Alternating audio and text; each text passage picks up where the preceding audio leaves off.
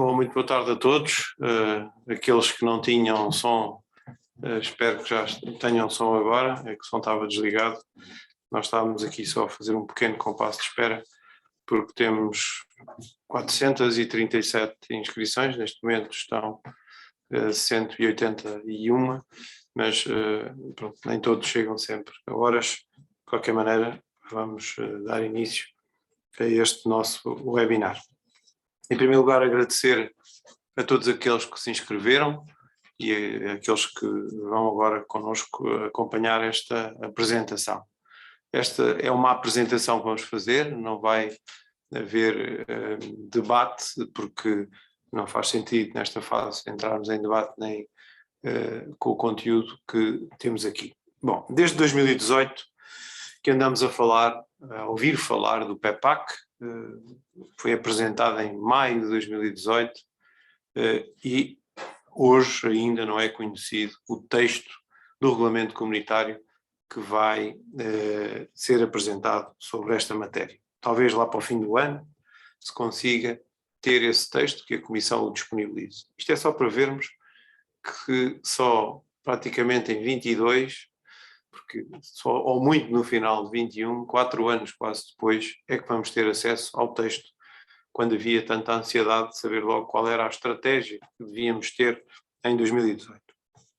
No entanto, vamos trabalhando, temos algumas informações que nos permitem saber quais são os princípios da CAP, temos consultado e trabalhado com as nossas associações filiadas para ouvir quem está no terreno, para procurar soluções que sejam execuíveis e adaptadas à agricultura portuguesa, às circunstâncias que temos de norte a sul do país. Esta é uma ação sobre a arquitetura verde, não é uma ação sobre o PEPAC. O PEPAC é mais amplo do que a arquitetura verde, mas gostava de deixar isto muito claro, que hoje só vamos falar sobre a arquitetura verde. E o que é a arquitetura verde? Há aqui um reforço dos compromissos da União Europeia em matéria ambiental, todos sabemos isso, a preocupação e todo o que há à volta da questão ambiental e climática, que também se vão refletir no setor agrícola. A arquitetura verde tem os ecorregimes, que é uma novidade, não existia, e as medidas agroambientais. Mas também não fica só por aqui, estas são as principais medidas, mas tem ainda lá a condicionalidade, que está reforçada face àquilo que existia, os pagamentos natura e os investimentos não produtivos. Como veem, é um conjunto mais alargado e é bom não fazermos confusão entre arquitetura verde e ecorregimes. Nós estamos a caminhar para um prazo que está estabelecido pela União Europeia, que é o final do ano. Esperávamos que já houvesse mais algumas decisões relativamente a esta matéria por parte do Ministério da Agricultura e não posso deixar de vos explicar, porque houve uma reunião na sexta-feira à qual a CAP não esteve presente. Não esteve presente porque consideramos que esta maneira de funcionar e de consultar, este respeito pelo trabalho que as associações fazem com a apresentação das propostas, não é tida em consideração por parte da Ministra. Isso já aconteceu recentemente com as decisões para o período de transição relativas ao ano 2022 e todas essas situações se estão a repetir agora. Nós apresentámos e enviámos esta proposta para o Sr. Primeiro-Ministro, porque foi isso que foi decidido na direção da CAP, que as propostas feitas pelas associações de agricultores eram dirigidas ao gabinete do Primeiro-Ministro e depois, internamente, eles farão o que entenderem. Sei que as enviaram para a Ministra da Agricultura. Essas propostas têm que ter um comentário, têm que ter uma observação por parte da Ministra. Porquê? Porque aquilo que fizemos nos últimos 8 ou 10 meses, enviámos um conjunto de propostas sobre o período de transição, ouvimos as associações nossas filiadas e não recebemos nenhum comentário, e a decisão final que foi enviada para Bruxelas não fazia parte de nenhum cenário apresentado pela Ministra, nem se conhecem os impactos que vão ter essa alteração das decisões a 10 dias do fim do prazo. Não é aceitável. Estamos a falar em verbas com expressão de centenas de milhões de euros em que não é nem responsável, nem aceitável que isto se passe em Portugal, porque estas decisões vão afetar a vida dos agricultores durante 7 anos depois de serem implementadas. Esta política e esta proposta que vamos aqui apresentar hoje, que já foi trabalhada com as organizações de agricultores de todo o país, tem uma grande vantagem que não existiu até aqui relativamente a estas questões ambientais. Eu diria quase que cada agricultor pode personalizar as medidas a que quer aceder. E isso é uma grande diferença. As medidas, isto é uma novidade, vão ver hoje aqui que foram agrupadas pelos capítulos, pelas, digamos, ações de interesse ou relevantes para a Comissão Europeia, a biodiversidade, o solo, a água, o ar, para facilitar a vossa compreensão sobre estas novas temáticas e para o agricultor também perceber como é que se pode preparar para aceder a elas quando soubermos quais são aquelas que vão ser aprovadas. Esta proposta teve esta preocupação de servir aos agricultores de norte a sul, ter medidas que se adaptam às diferentes características. Estamos a trabalhar, fruto daquilo que é esta ação com as associações, e sabemos que seria mais adequado, que sabemos o que será mais adequado para a agricultura portuguesa.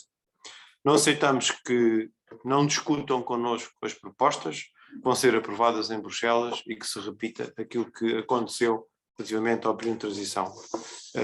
Esta é uma matéria nova, mas determinante naquilo que será a nova PAC, o famoso PEPAC.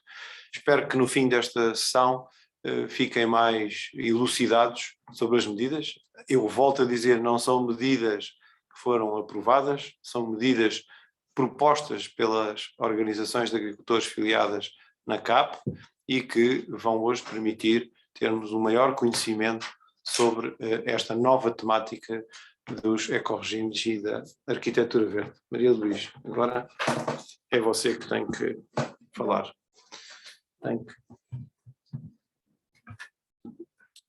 Boa tarde. Nós vamos então proceder à apresentação mais técnica da proposta. Vamos começar por apresentar o que é a arquitetura verde do PEPAC, as principais características da proposta da CAP para a arquitetura verde. Vamos centrar na apresentação dos regimes ecológicos, que é a grande novidade desta reforma, mas sem ser de forma exaustiva e sem falar nos montantes de apoio.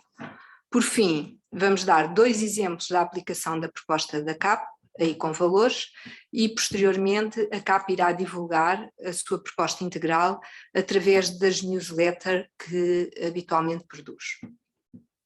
Portanto, como o Luís Mira já disse, o PEPAC é o plano estratégico da PAC, que combina num único documento os instrumentos de apoio da PAC para o período 23-27, financiados quer pelo FEADER, quer pelo FEAGA. Então, o que é a arquitetura verde deste plano estratégico? Só para confirmarmos, estão... Não, parece-me que ainda não estão a ver a apresentação. Vamos pôr o PowerPoint. Não há ninguém que possa estar lá? Dizem se está a ver ou ouvir?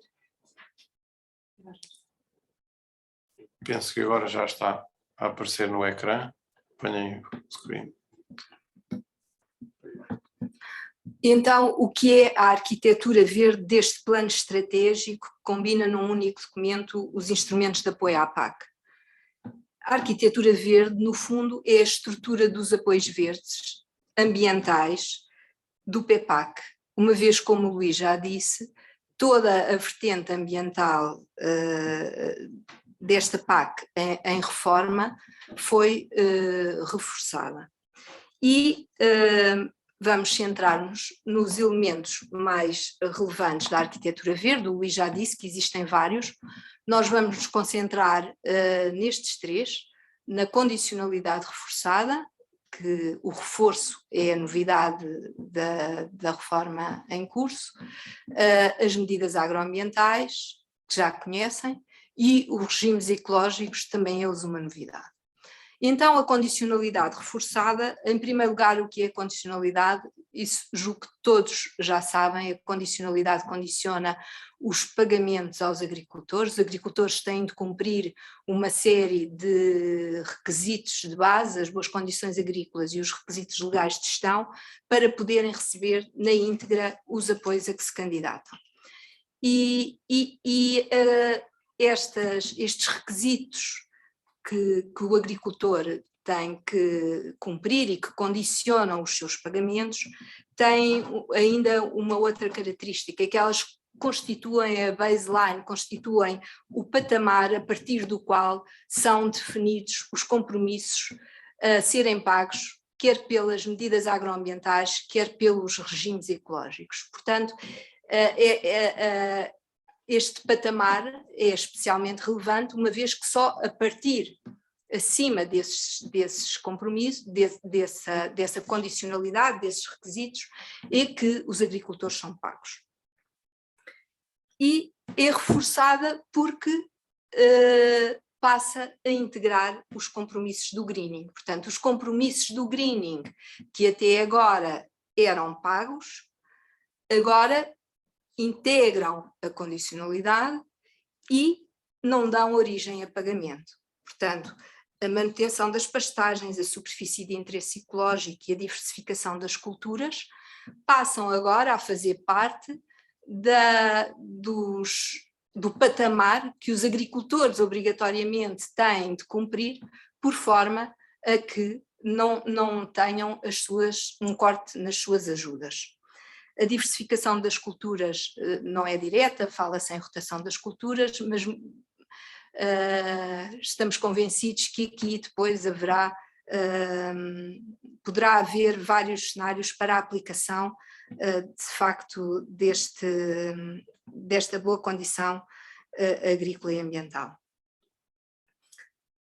As medidas agroambientais, já todos conhecem, fazem parte do segundo pilar da PAC, como tal exigem com participação nacional, são compromissos a 5 anos, e os regimes ecológicos, esses sim, uma novidade, fazem parte do primeiro pilar da PAC, como tal não exigem com participação nacional, são compromissos anuais, voluntários para o agricultor, e não sei se conseguem ver a última linha, mas estes pagamentos são feitos por hectare elegível para o pagamento base, portanto para o futuro RPB, ou por cabeça normal, nas situações em que sejam compromissos ligados ao bem-estar animal ou compromissos climáticos.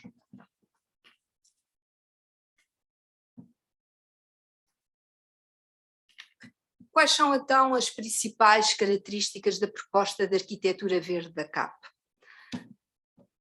Prevê uma complementaridade entre regimes ecológicos e medidas agroambientais, ou seja, as medidas agroambientais permitem um upgrade dos compromissos dos regimes ecológicos, são um passo à frente dos regimes ecológicos.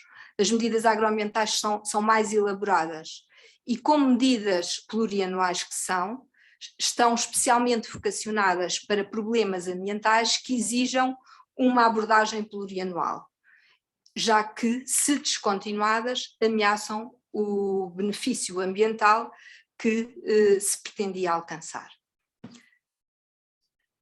Relativamente às medidas agroambientais, a proposta da CAP prevê 3 novas medidas e a revisão técnica e financeira das já existentes. As 3 novas medidas são a gestão ativa das pastagens, portanto é uma medida que é destinada às pastagens, a produção integrada, que nós chamamos PRODI+, na medida em que o normativo que rege a produção integrada irá ser revisto e, portanto, será de facto, que terá exigências, julgamos nós, mais acrescidas do que aquelas que a produção integrada atualmente contempla. É a administração que está a fazer este normativo, e o uso eficiente dos fatores de produção é a terceira medida agroambiental que a CAP propõe.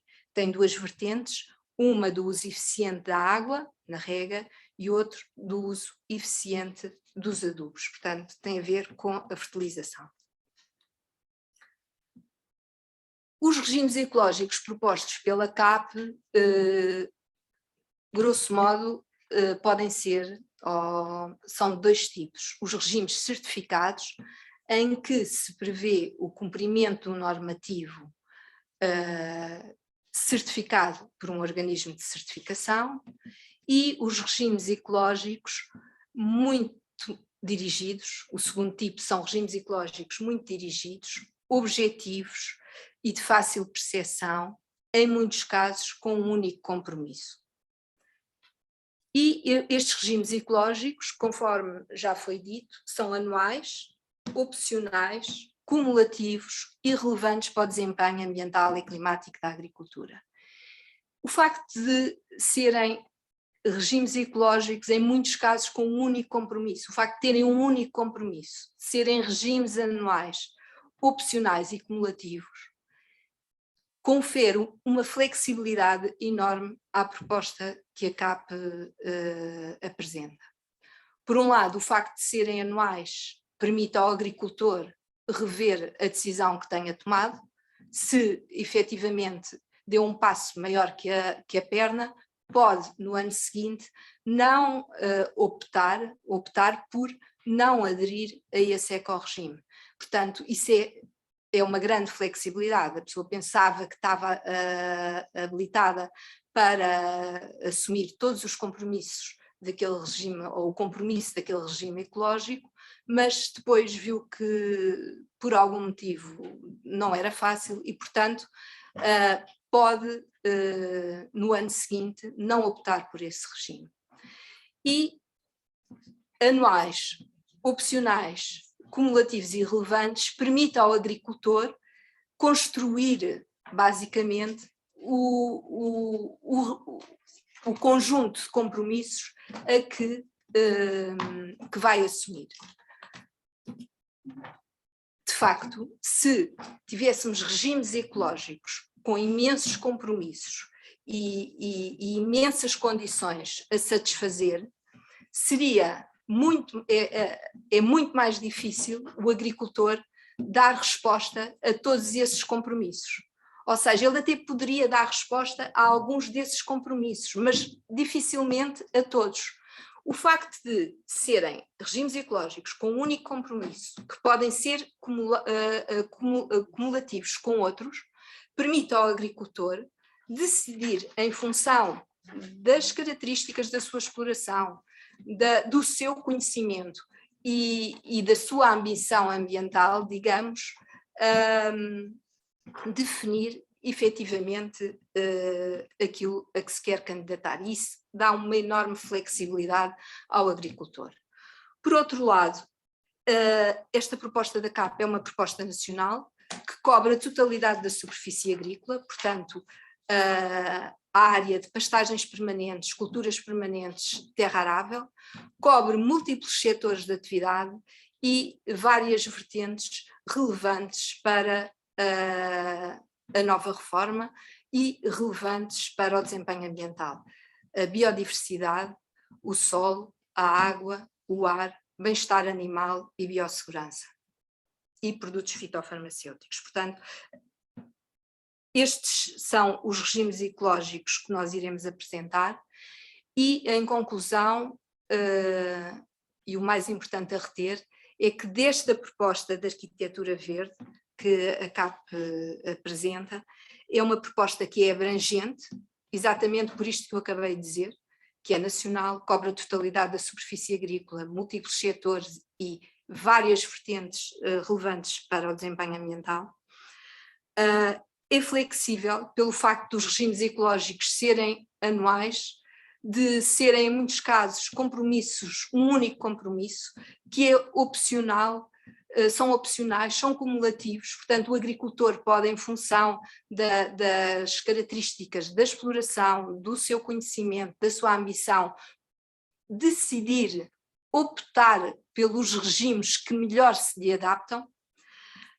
É uma proposta inovadora que aproveita a margem de manobra que é dada pela Comissão, com a introdução de regimes ecológicos que dão resposta a questões que serão muito importantes no futuro para os agricultores, as questões de caráter ambiental, que aqui estão agrupadas desta forma, no futuro vão ser muito importantes, e o facto de incluir estas áreas potencia o desempenho ambiental e climático dos agricultores, tem um efeito multiplicador pelo facto de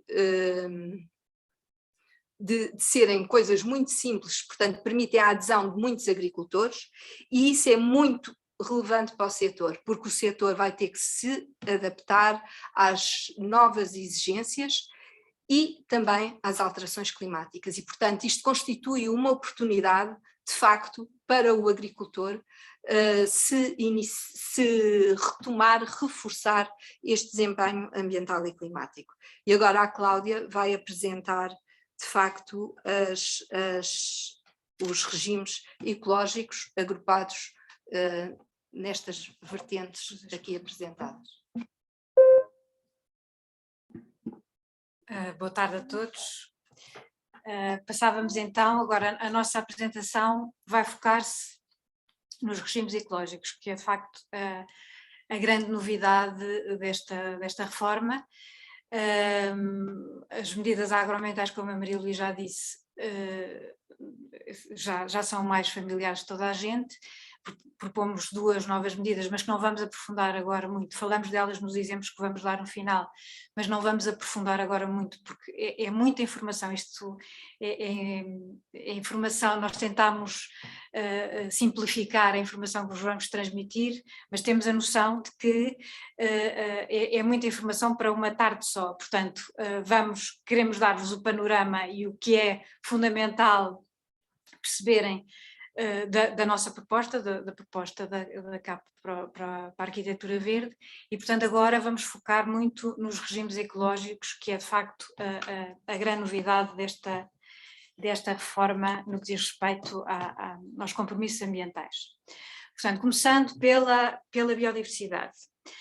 Para a promoção da biodiversidade, a CAP propõe um regime ecológico composto por diversas medidas ou compromissos que são daqueles que a Maria Luísa referiu, que são compromissos únicos e opcionais, ou seja, dentro deste regime ecológico práticas promotoras da biodiversidade, o agricultor pode escolher para a sua exploração um ou vários destes compromissos, e o compromisso é autoexplicativo, portanto não tem mais nenhum requisito para além daquele que aqui estão enunciados.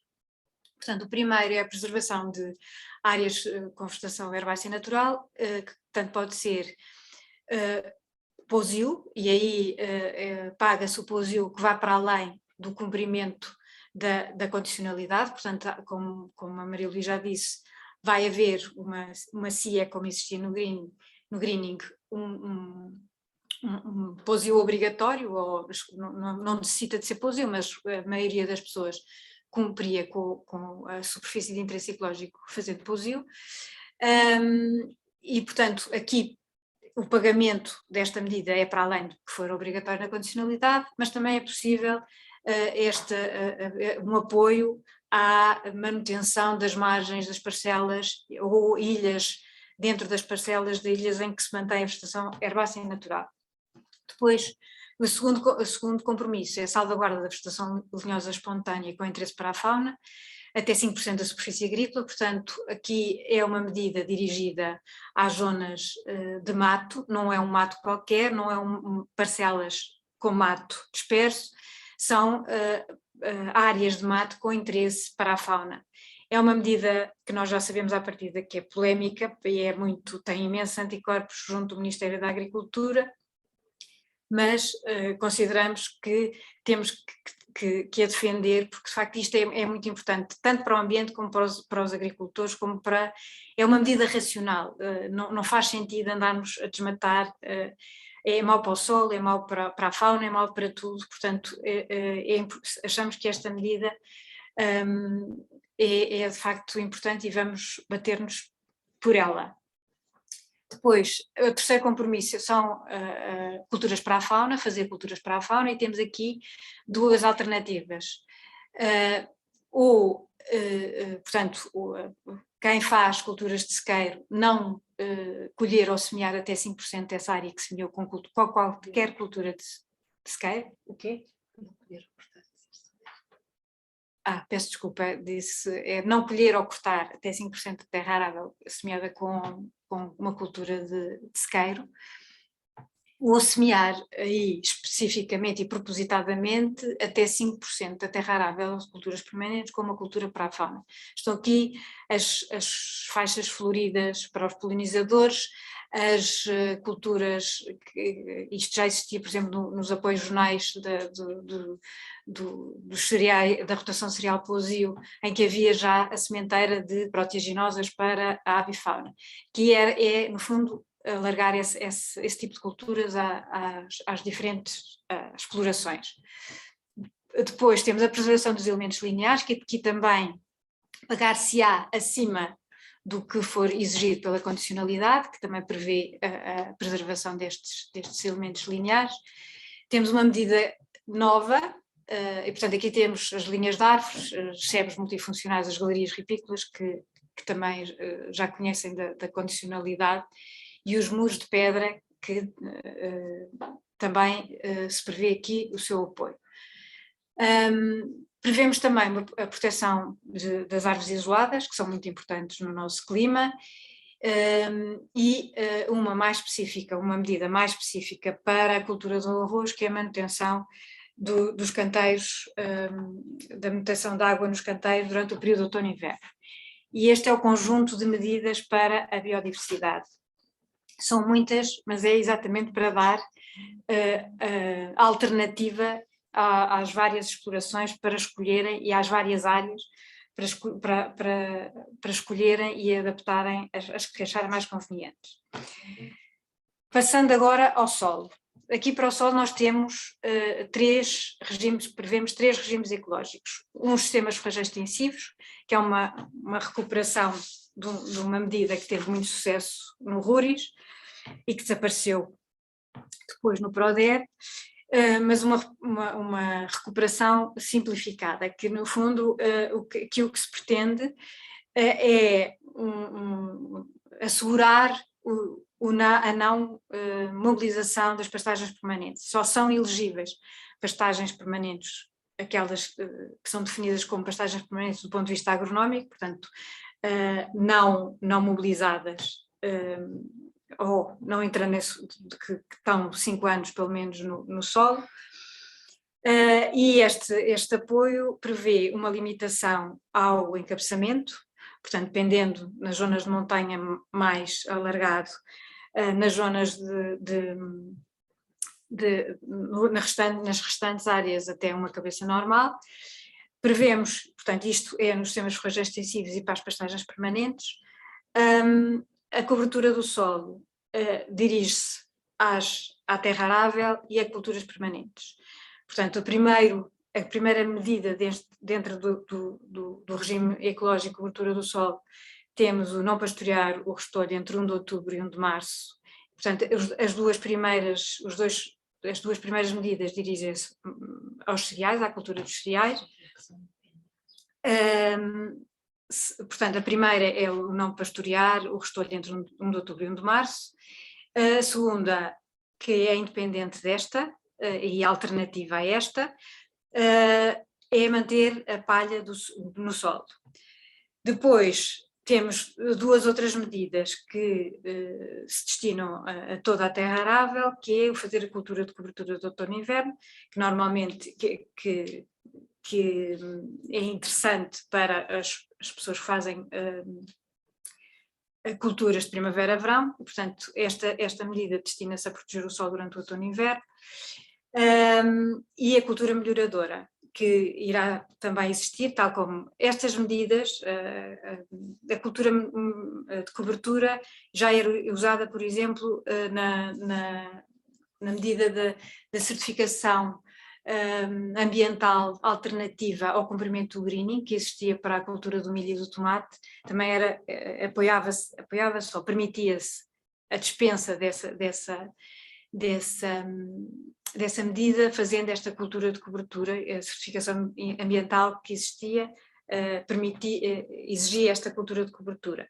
A cultura de melhoradora já existia também numa das medidas agroambientais, mas é importante estendê-la também fora das áreas a que estava destinada, que era fundamentalmente as áreas de montado. Portanto, uma cultura melhoradora, esta cultura melhoradora, vai existir uma lista de culturas possíveis de apoiar no âmbito deste regime ecológico. Por último, para as culturas permanentes, prevê-se um compromisso que é a trituração e espalhamento de restos de poda. Não existia era uma recomendação que nós achamos que é importante valorizar e generalizar este compromisso. Por último, temos um último regime ecológico, que é a mobilização de conservação, que no fundo é um degrau abaixo da sementeira direta e que prevê basicamente duas alternativas dentro da mobilização de conservação, que é a sementeira sobre o restos de cultura, portanto haver sementeira pelo método convencional, mas ainda com o restolho no solo, e uma alternativa de mobilização de conservação para as medidas hortoindustriais, nomeadamente para as hortoindustriais, onde não é possível fazer a sementeira direta. Passando agora para a água. Na medida da água, a CAP propõe um regime ecológico que o seu principal objetivo é levar o maior número de agricultores que façam regadio a dar um primeiro passo na utilização racional da água e energia também, mas aqui estamos focados na água. Este primeiro passo, o primeiro passo a dar é exatamente a monitorização da água que é utilizada na rega.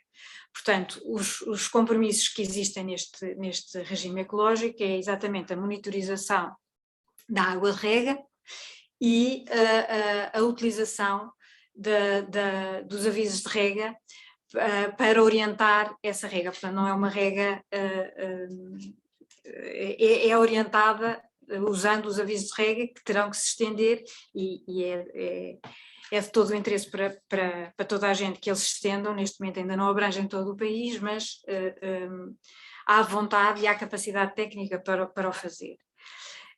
Esta medida, portanto, parece que é um passo abaixo e é de facto, não é tão exigente como a medida 7, que é atualmente a medida agroambiental do uso eficiente da água, que está neste momento em vigor. Essa medida continua como medida agroambiental, dada a sua complexidade e exigência. Consideramos que ela deve manter-se como medida agroambiental, integrada nesta medida da promoção do uso eficiente dos fatores. Essa medida vai ser também, na nossa proposta, é reforçada com mais um nível de uma classe nova de regante, acrescentando a componente energética a essa nova medida, porque achamos que a componente energética é fundamental também a utilização racional dessa componente para um uso sustentável dos fatores de produção. E pronto, e relativamente à água, é esta a medida, o ecorregime que propomos. Passando agora ao ar, e este é de facto um tema que nunca tinha sido alvo de nenhum tipo de apoio nos compromissos ambientais da PAC. Aqui prevemos dois regimes ecológicos, um que diz respeito à eficiência alimentar animal, que é para todos os ruminantes, portanto são elegíveis todos os ruminantes, e envolve, este é o primeiro que nos aparece aqui, é o primeiro regime ecológico do tal tipo que a Maria Luís falou, que exige o cumprimento normativo a ser certificado por um organismo de controle e certificação. Portanto, esta eficiência alimentar passa por boas práticas na alimentação e o recurso de aditivos para reduzir a emissão de gases por efeito de estufa, nomeadamente do metano. O segundo regime ecológico diz respeito, portanto, destina-se aos produtores, aos criadores de gado que produzem os efluentes pecuários e que os aplicam. E que aplicam esses efluentes, e tem duas exigências, digamos assim. É a aplicação de aditivos aos efluentes também para reduzir a emissão neste caso, de amoníaco, e a utilização de maquinaria específica que reduz a libertação de amoníaco para a atmosfera.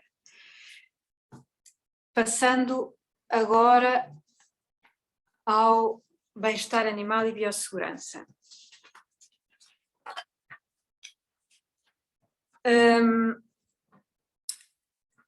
Destina-se, portanto, este regime ecológico destina-se aos criadores de todas as espécies pecuárias e integra duas medidas,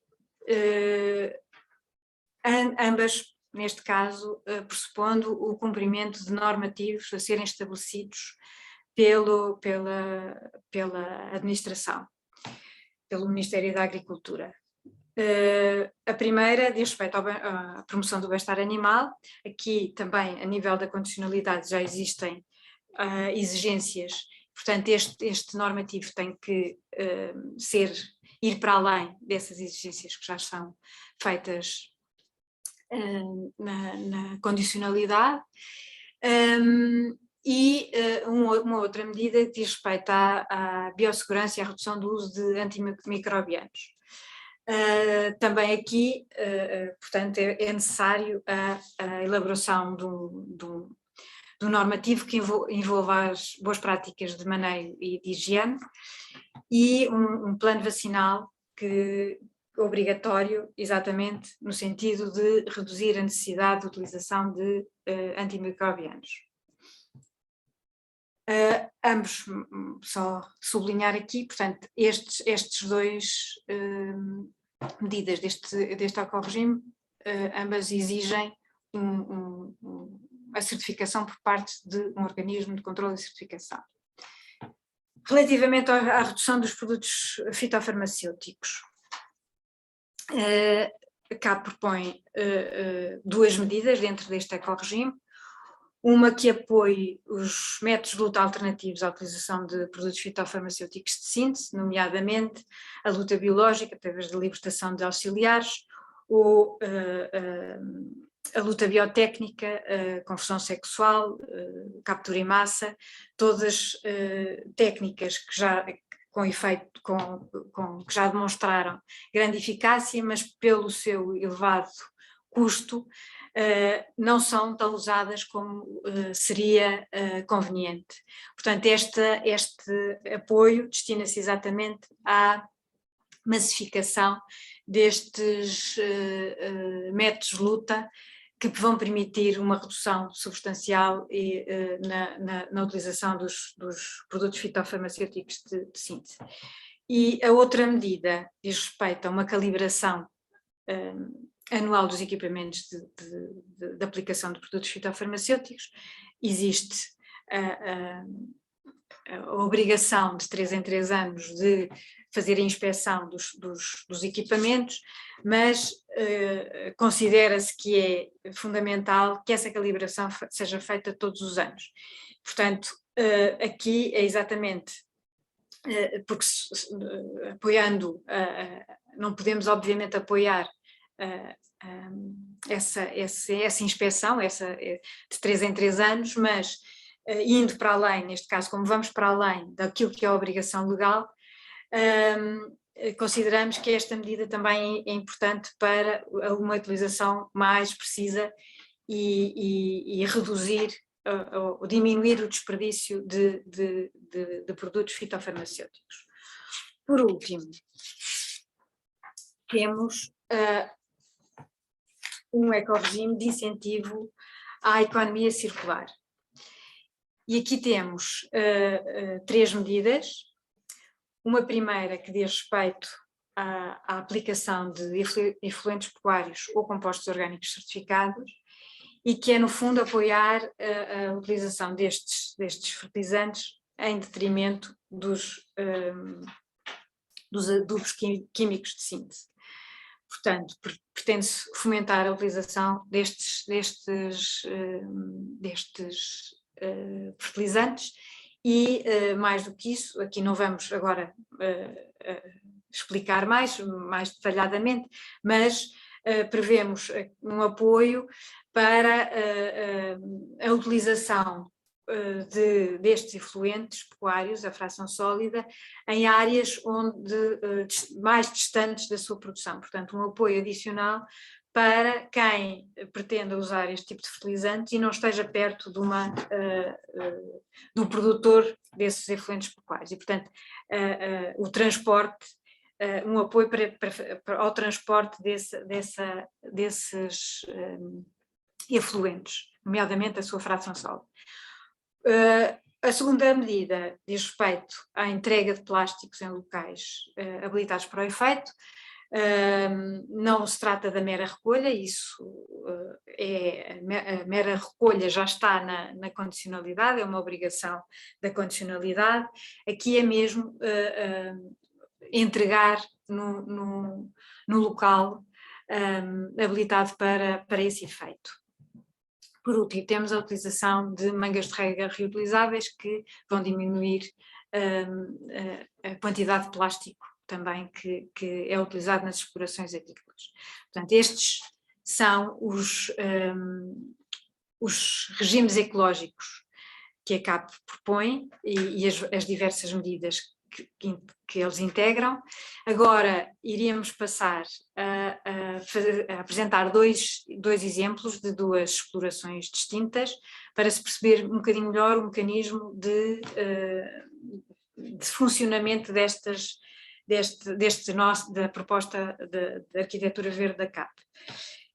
Depois, como já dissemos, vamos explicar isto e pormenorizadamente em várias newsletters que vamos enviar para que ficarem com a informação toda mais completa. Agora a Maria Luísa apresenta os exemplos. Seja uma exploração agropecuária, com bovinos de raça alentejana extensivo, 46 cabeças normais, e uma rotação de trigo pousio e a concessiação ervilhaca aveia. Portanto, é uma exploração que tem 46 hectares de pastagem permanente, tem aqui uma área de mato de 4 hectares. Atenção, isto aqui é um exemplo, é um exercício meramente teórico e foi levado ao limite daquilo que a proposta da CAP propõe, mas não passa de um exercício. Portanto, depois temos a concessiação de ervilhaca e aveia, com 25 hectares, o trigo, que ocupa 15 hectares, um pousio de 10 hectares e existe aqui uma cepa que tem 500 metros lineares. Então, como exemplo, porque as combinações poderiam ser outras, o agricultor decide candidatar a área de pastagem permanente aos sistemas forrageiros extensivos, que, como a Cláudia referiu, é uma medida em que basicamente há um encabeçamento a cumprir e em que o controlo da vegetação linhosa espontâneo, portanto o controle do mato deve ser feito sem reviramento do solo. Portanto, utilizando corta-mato ou motorroçadora.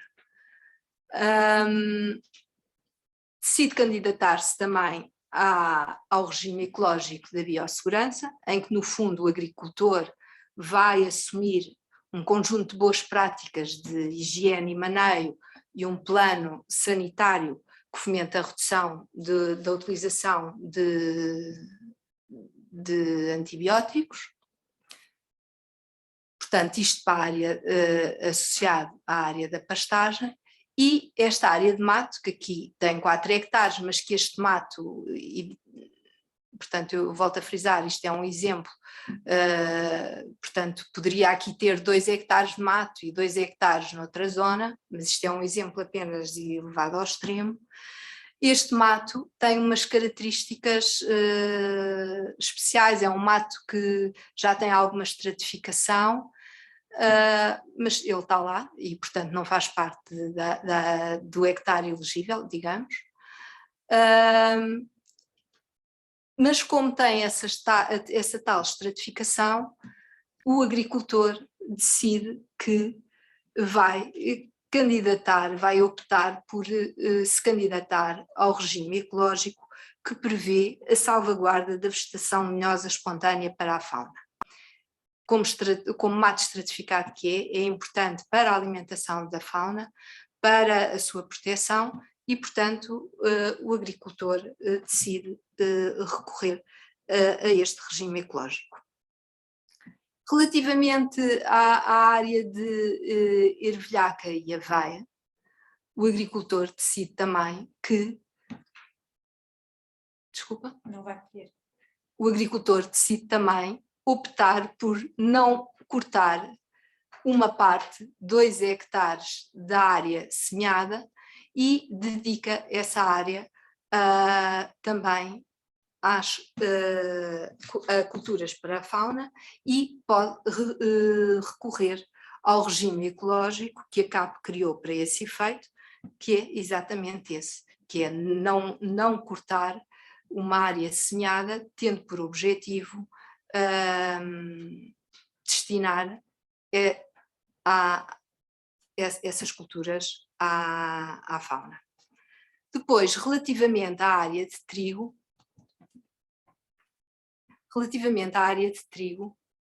eu não sei se estão a ver, relativamente à área de trigo,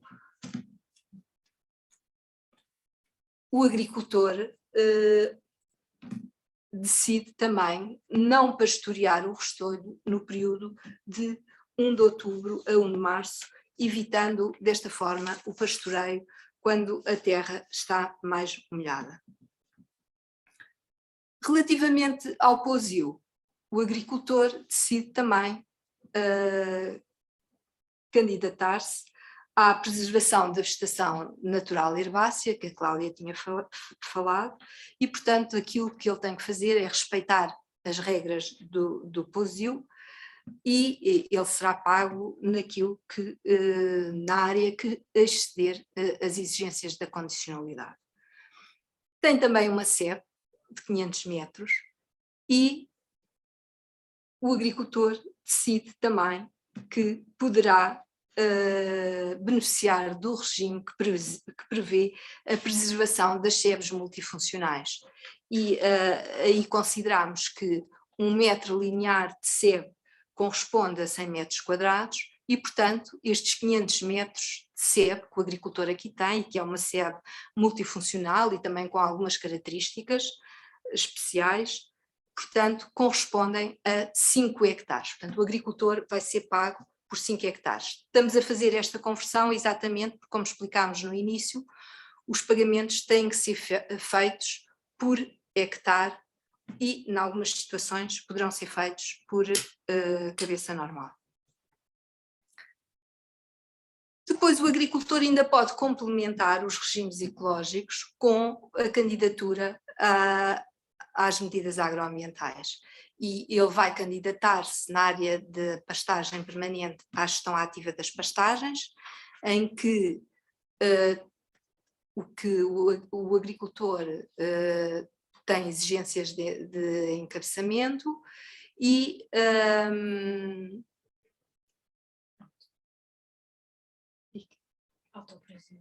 de autoaprovisionamento e é prevista também nesta medida um compromisso adicional para um plano de gestão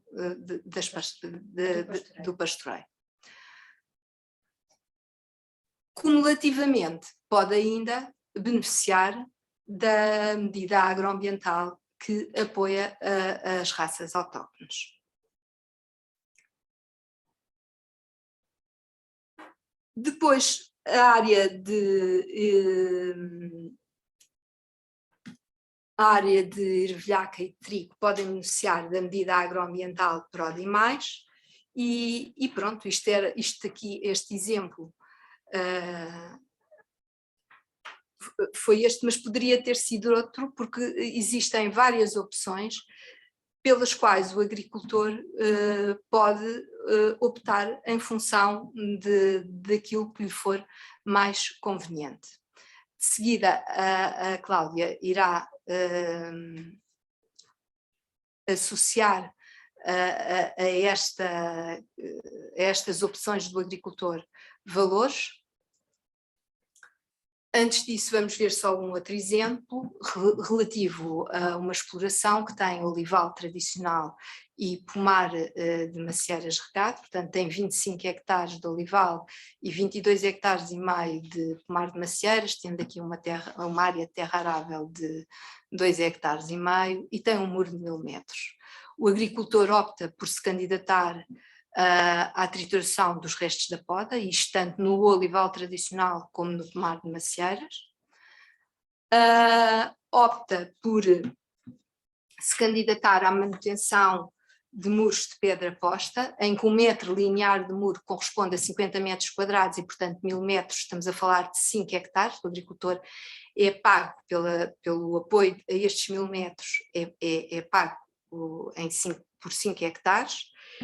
E este pomar de macieiras, que é regado, o agricultor opta por se candidatar à gestão sustentável da água, tem um regime de rega gota a gota, como a Cláudia disse, o que ele tem que fazer é a monitorização da água gasta e recorrer aos avisos de rega. E nos tais 2 hectares e meio que ele ainda tinha terra arável, ele decide fazer uma faixa florida destinada aos polinizadores. E agora a Cláudia, ainda há aqui outra coisa que eu já nem me lembrava, mas que o agricultor lá está complementarmente, pode candidatar-se ainda à produção integrada e ao olival tradicional, no olival, e no pomar de macieiras também à produção integrada. E, portanto, isto foram as opções deste agricultor, poderiam ter sido outras. E a Cláudia vai agora apresentar os montantes associados a estas duas explorações e estes exemplos hipotéticos. Portanto, voltando agora à primeira exploração, à exploração agropecuária, portanto, como a Maria Luís disse, o agricultor optou por se candidatar na sua área de pastagem permanente aos sistemas forrageiros extensivos, que é um apoio escalonado, como vocês, o apoio é o semelhante ao da produção integrada atual, o que dá neste caso concreto, um apoio médio de 66 euros por hectare. Portanto, eles têm os 45 hectares. Estou a ver que isto está desformatado, que deu 3.280 euros de valor do apoio dos sistemas forrageiros extensivos. Para além disso, prevemos também uma majoração de...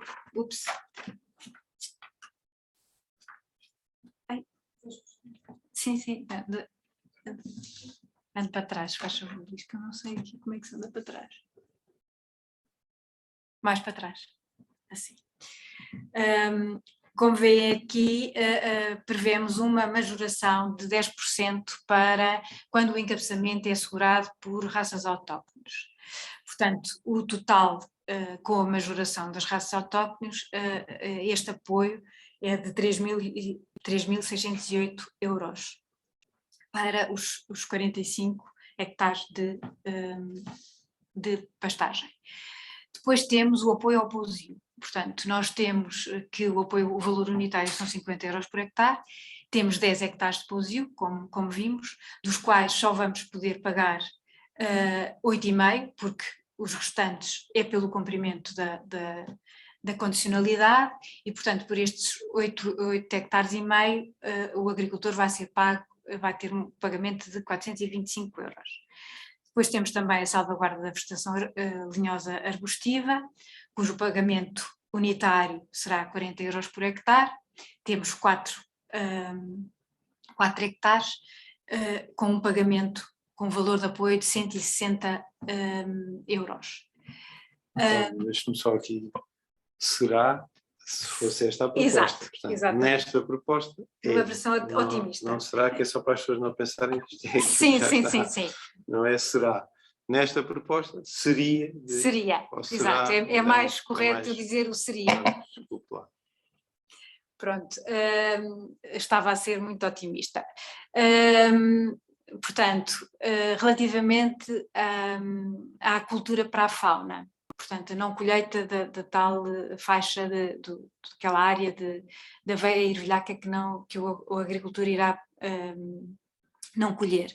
Portanto, o valor unitário são 300 euros por hectare, são, neste caso, 2 hectares, portanto, o agricultor por essa área que deixa de colher irá receber um apoio de 600 euros. Para a SEB multifuncional, como a Maria já disse, há um coeficiente de relação entre os metros lineares e as unidades de área, que é a unidade obrigatória para pagamento destes apoios, e portanto a 500 metros de SEB multifuncional correspondem 5 hectares de 5 hectares de pagamento.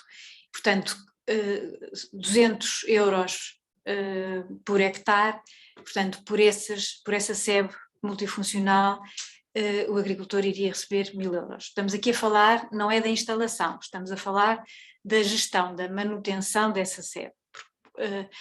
Todas as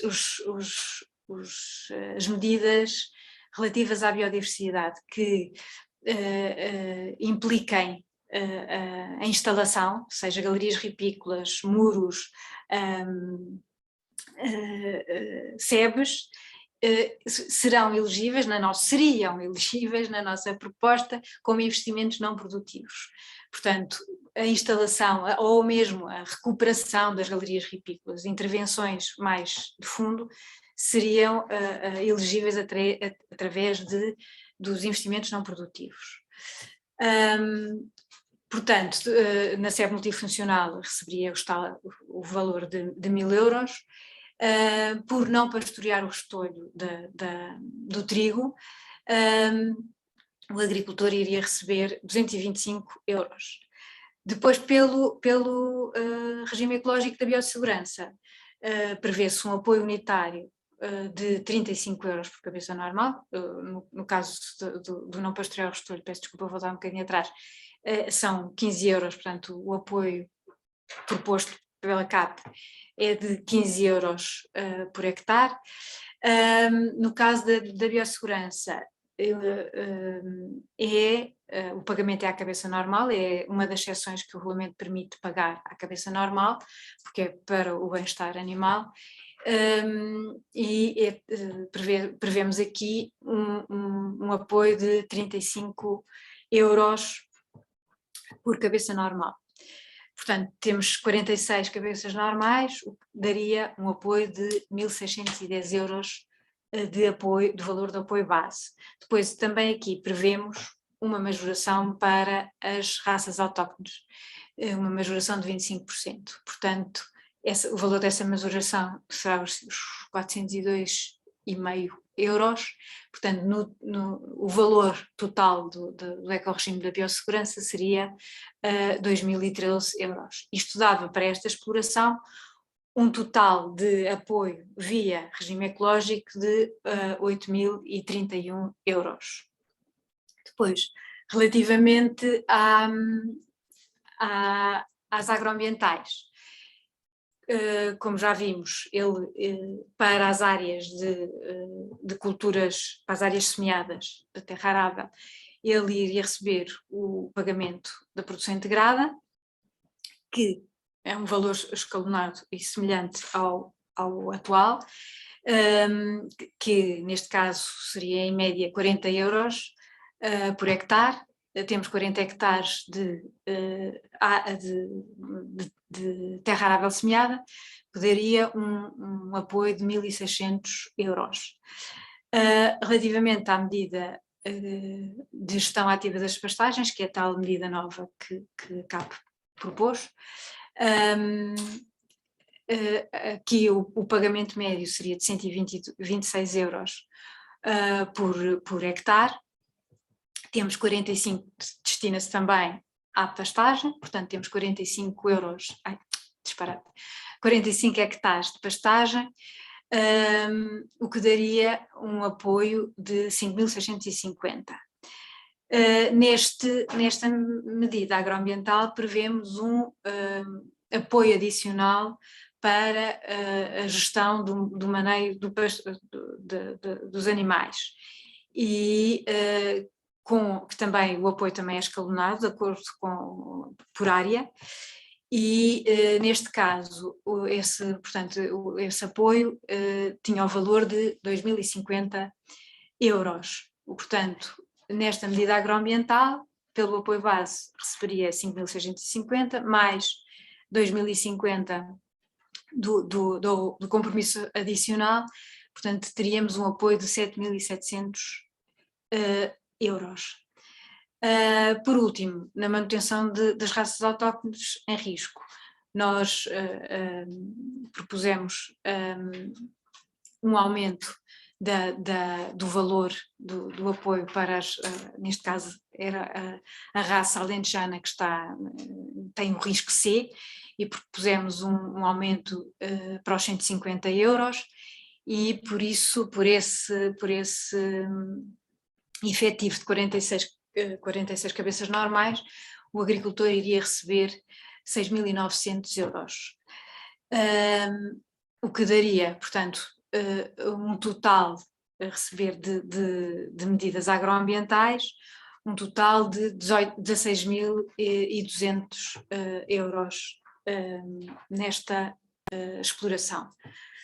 Portanto, passando agora ao segundo exemplo.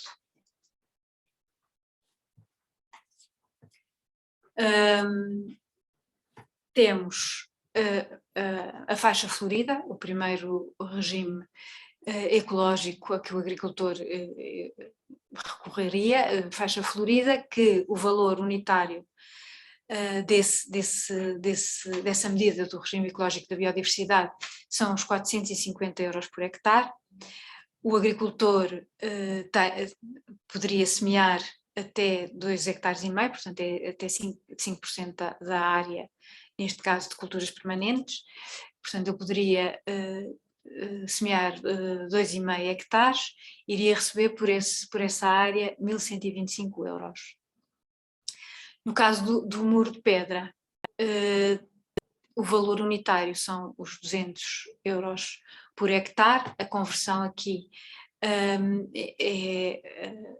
1 metro linear de muro corresponde a 50 metros quadrados de área a pagar, portanto, como ele tem 1.000 metros, iria receber 5 hectares. A 200 euros por hectare, portanto, o montante a receber ficaria pelos 1.000 euros. Como ele faria a trituração dos restos da poda em toda a sua área de culturas permanentes, ele tem 48 hectares e meio de culturas permanentes, por esse regime ecológico ele iria receber 1.940 euros de valor do apoio total para este regime ecológico. Relativamente à medida, ao regime ecológico para a água, a gestão sustentável da água, como ele tinha um apoio, como ele tem rega gota a gota, e neste regime ecológico o apoio é diferenciado consoante o tipo de rega. No caso da rega gota a gota, seria os 25 euros, como ele tem 25 hectares de pomar de macieiras. Por acaso há aqui um ligeiro lapso, porque não tem de facto 25 hectares, tem 22,5. Portanto, ali os 625 é um bocadinho menos, porque temos os 2,5 hectares da faixa florida. Portanto, ele receberia esta totalidade de apoio no regime ecológico nas várias medidas dos regimes ecológicos que optou por se candidatar. Relativamente às medidas agroambientais, portanto, ele tinha produção integrada tanto no olival como no pomar de macieiras. O apoio é escalonado, aqui a média seria 150 euros por hectare para o olival. Nos 25 hectares de olival que tem, receberia 3.935. No caso da produção da macieira, das culturas frescas de regadio, que é o caso dos pomares de macieira, a média seria 350 euros por hectare, receberia um total de 8.023 euros. O olival tradicional, nós também propusemos um aumento em 50% do valor do apoio e, portanto, a média do valor unitário a pagar seria os 178 euros por hectare. Como ele tem 25 hectares, receberia 4.455 euros. O que daria, neste exemplo, um apoio em medidas agroambientais de 16.413 euros, valor global. E com isto terminamos a nossa apresentação. Os valores, nós já, portanto, a proposta contém valores para todos os regimes ecológicos e medidas agroambientais que propusemos. Nas newsletters que enviarmos com a informação mais aprofundada, poderão consultar de uma forma mais clara esses valores e tirar dúvidas sempre que o entenderem. Mas relativamente a algumas perguntas que estão aqui a ser feitas, esta sessão é gravada, portanto os slides estarão lá e depois mesmo no site pode-se colocar os slides da apresentação. Vamos já agora ver só aqui algumas das questões que estão aqui a ser postas. Acho que algumas já fizeram perguntas e respostas seguidas. Ora, aqui não temos nada, aqui é só... Vamos andar para a frente. Funcionar. As apresentações destas respostas a membros para a missão de Governo vai ter para a reunião de sexta-feira. Eu já em Pissarra, portanto já respondemos. Sim. A parte do ar pode estar incluída a agroindústria? A parte do ar não está incluída a agroindústria. Não está incluída a agroindústria. Não reparei atenção, já respondeu, já me perguntou e respondeu. A distribuição de chorume de vacarias ou estrume de aves nos terrenos agrícolas é isso? Seria suficiente? A distribuição de chorume de vacarias ou estrume é suficiente para quê? Então, depois responde-se. Pois tem que ser inclui mais... lamas e compostos com origem industriais e florestais no regime industrial e urbano? Sim. Todos os compostos orgânicos certificados. Não Lamas sei não. se... Lamas não.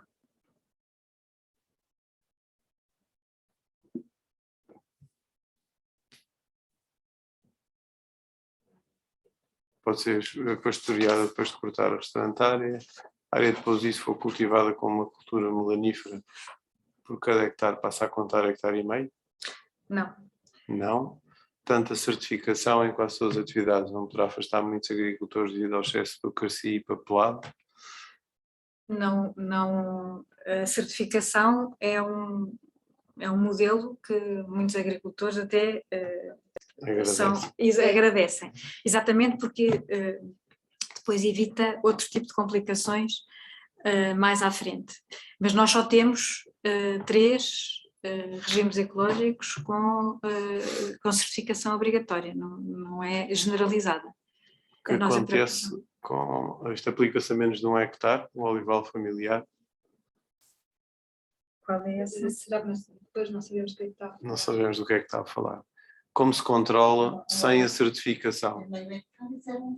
Sim, eu tenho olival familiar com menos de 1 hectare, sim, recebe o correspondente, há uma área mínima. Há uma área mínima de 1 hectare dá. O Jaime está a perguntar como se controla sem a certificação.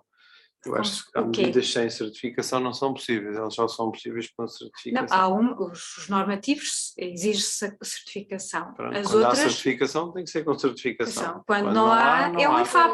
Exatamente. É o IFAP que certifica todo o resto, todo o cumprimento das exigências ambientais. Esta questão aqui, para esta lógica, os ecorregimes só serem aplicados a sul do Tejo em zonas de mini fundo institucional. Quais são as propostas da CAP? Não vi aqui essa proposta. O exemplo, por acaso, falava numa olival tradicional, mas esta proposta não se aplica nem ao latifúndio nem ao minifúndio, aplica-se em todo o país. Como viram, ela tem valores diferentes, pressão por hectare, e até tem um valor superior nos primeiros hectares em alguns dos regimes. Portanto, exatamente, ela está a pensar exatamente no minifúndio. Não tem a ver com isso. Houve essa preocupação, exatamente, de ser aplicável a toda a estrutura.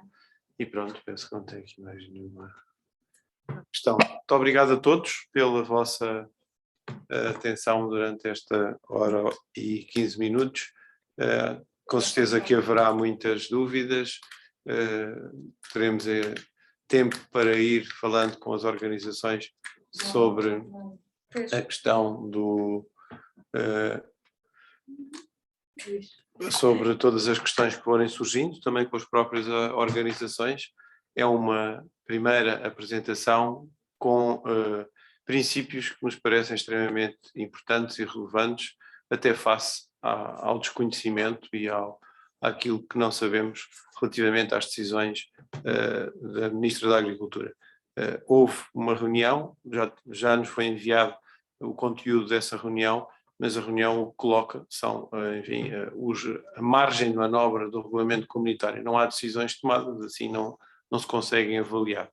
Temos aqui uma base de trabalho, iremos evoluí-la e melhorá-la com as organizações e com os contributos que nos forem chegando. Muito obrigado a todos pela vossa atenção durante esta sessão. Uma boa tarde.